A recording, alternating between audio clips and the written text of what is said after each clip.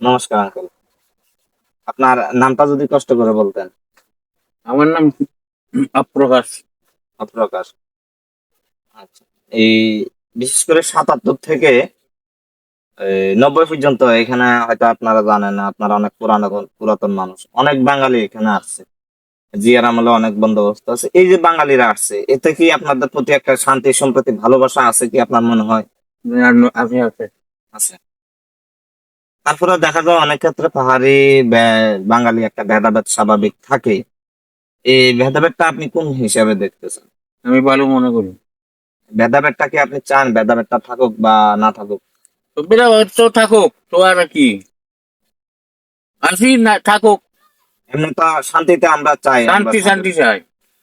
আর আপনার 1989 মনে হয়, 1979 সালে অনেক বাঙালি এখানে আসছিল। অনেকে কিন্তু এখনো যাইতে পারে না তাদের জায়গাতে। এই নিয়ে অনেক বাঙালির ভিতরে যে একটা দ্বন্দ্ব আছে যে আমাদেরকে আমাদের জায়গাগুলিতে যাইতে দিচ্ছে না, এই দিচ্ছে না, সেই দিচ্ছে না।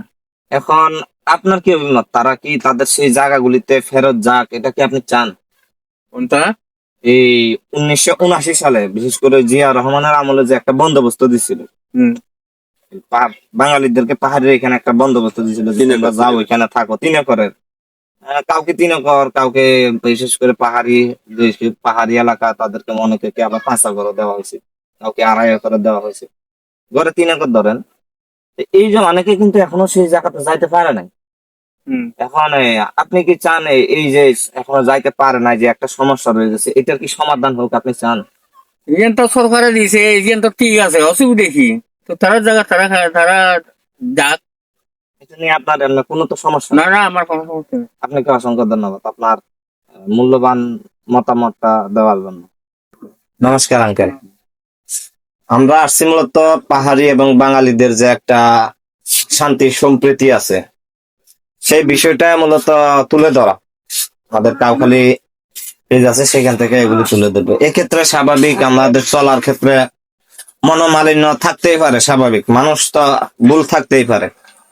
এই মনোমালিন্যতার ভিতরেও বিশেষ করে পাহাড়ি বাঙালির যে একটা এই সম্পর্ক আছে, ভালোবাসার সম্পর্ক আছে, সেটাকে মূলত উপস্থাপন করার জন্য আমাদের আসা। আপনি একজন প্রবীণ ব্যক্তি হিসেবে মূলত আপনার কাছে আসা।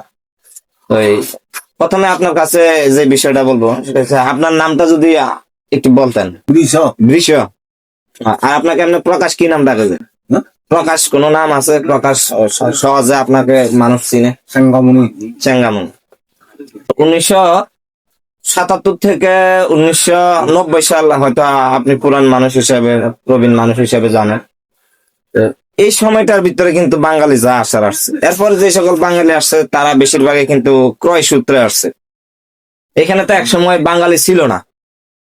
বাঙালি এবং পাহাড়ি যে এখন একটা সমতা আছে মিলেমিশে, আপনার অনুভূতিটা কি? না, আছি সবসময় মিলেমিশে করি চলি। হম, সামান্য যদি গেন্দা হয় তারা তারা মুরব্বী, আমাদের পাহাড়ি মুরব্বী মিলে সম্বোধন করি আর কি। এমনি তো আল্লাহর মতো সমস্যা নাই, সবাই শান্তি সম্প্রীতি তার ভিতরে আছে। সমস্যা নেই। এখন আপনি এই যে বাঙালিরা আসছে বিশেষ করে ৭৭-এর পর এবং ৯০-এর আগে, এখন এই যে বাঙালি আসাতে তো আপনাদের সমস্যা আশা করি হচ্ছে না, না? না। যাক, খুব খুশি হলাম আঙ্কেল শান্তিতে আছেন। আরেকটা বিষয়, কিন্তু তারপরও আমি তো শুরুতে বললাম যে ১৯-২০ সমস্যা থাকতেই পারে, মানুষ সমস্যা থাকতে পারে। আছে। জিয়াউর রহমানের আমলে এবং এরশাদের আমলে মনে হয় বিশেষ করে ৭৭ থেকে ৭৯-তে মনে হয় একটু বেশি আছে, যে বাঙালিরা আসছিল অনেকে কিন্তু আঙ্কেল তৎকালীন ৩ একর পাইছে, সরকারি ভাবে একটা ৩ একর পাইছে। তো আমি মনে করি বেশিরভাগই এখনো যাইতেই পারে না সেই ৩ একর জায়গাগুলিতে। কারণ আপনার অভিমতটা কি, তারা কি সেই স্থানগুলিতে যাইতে পারুক বা যাক? তো আমি কি বলবো, এখন তো বড় বড় মেম্বার চেয়ারম্যান আছে, তারা বলতে পারবে আর কি। না না, সেটা তো ঠিক আছে। এখন আপনার অভিমতটা কি, আপনি কি চান তারা সেই জায়গায় যাক, যাক কি না?